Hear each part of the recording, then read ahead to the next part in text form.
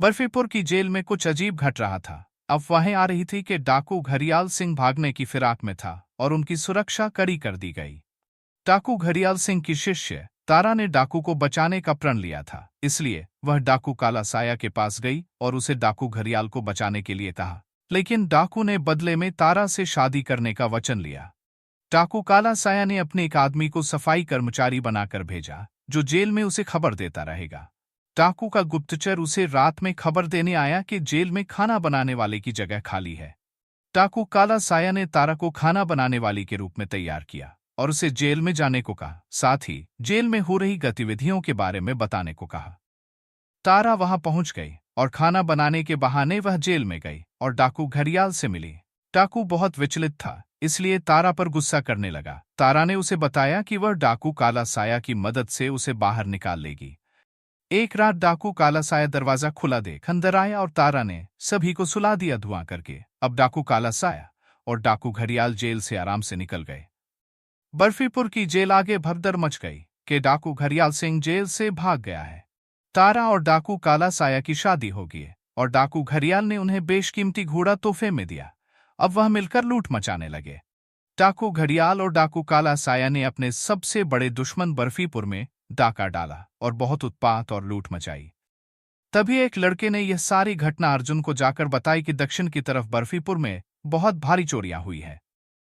तभी अगस्त्य को सिपाही ने खबर दी कि डाकू घड़ियाल जेल से भाग चुका है। अर्जुन उसी रात को राजकुमार अगस्त्य से मिलने गया और बोला कि अगस्त्य, बर्फीपुर में फिर से डाकू चोरियां करने लगे हैं।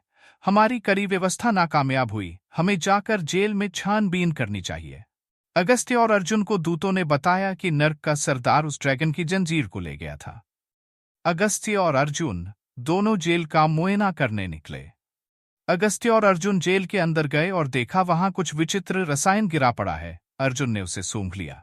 अर्जुन उसे सूंघते ही गिर पड़ा और अगस्त्य घबरा उठा। उसने अर्जुन के मुंह पर पानी फेंका और अर्जुन उठ गया। अर्जुन और अगस्त्य को पता चल गया कि कैसे डाकू घड़ियाल भागा था और वो खाना बनाने वाली भी उसकी साथी थी। उनकी चोरियां बढ़ती जा रही थीं और वह बिना खौफ के आतंक मचा रहे थे। वह खुली चेतावनी देकर जाते थे कि ढूंढ सको तो ढूंढ लो। अगस्त्य और अर्जुन ने बर्फीपुर में हो रही लगातार चोरियों के बारे में राजा को बताया। राजा ने तुरंत इस पर अंकुश लगाने और डाकू को पकड़ने के लिए बोला। अब वह ऐसे ढूंढने निकल पड़े। चलते चलते अर्जुन और अगस्त्य डाकू घड़ियाल के अड्डे पर पहुंच गए। उन्होंने देखा कि वहां नाच गाना हो रहा है। इतनी बड़ी लूट का डाकू घड़ियाल सिंह जश्न मना रहा था। अगस्त्य ने आम कपड़े पहन लिए ताकि उसे कोई पहचान न सके।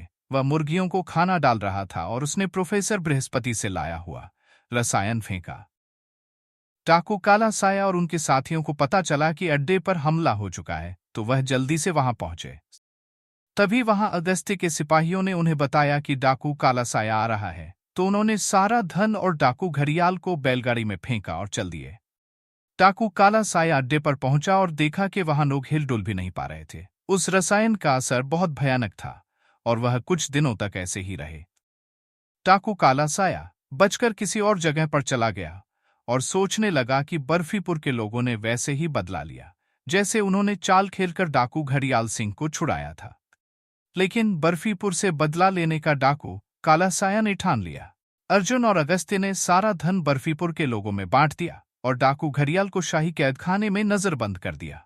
और ऐसे बर्फीपुर में खुशहाली फिर से कुछ समय के लिए लौट आई।